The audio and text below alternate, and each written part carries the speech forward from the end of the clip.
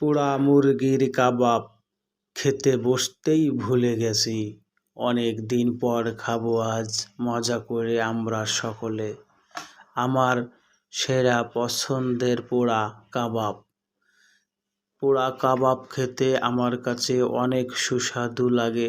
সেই স্বাদের কাবাব, সেই স্বাদ অনেক তৃপ্তি পাওয়া যায়। এটা খেয়ে আমি খুব স্বাদ অনুভব করতে পারি।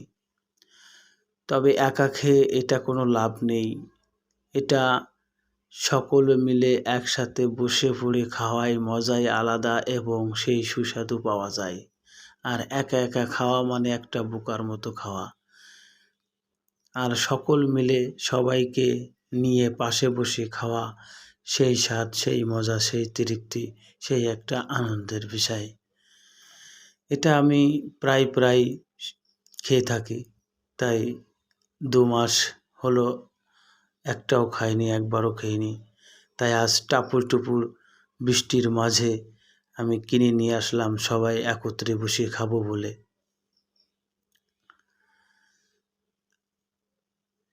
চৌগাছা কাবাব ঘর,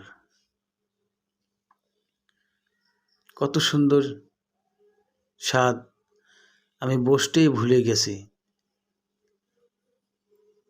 খাওয়ার ত্রাসে, খাওয়ার পাগল হয়ে আমি বসতেই ভুলে গেছি।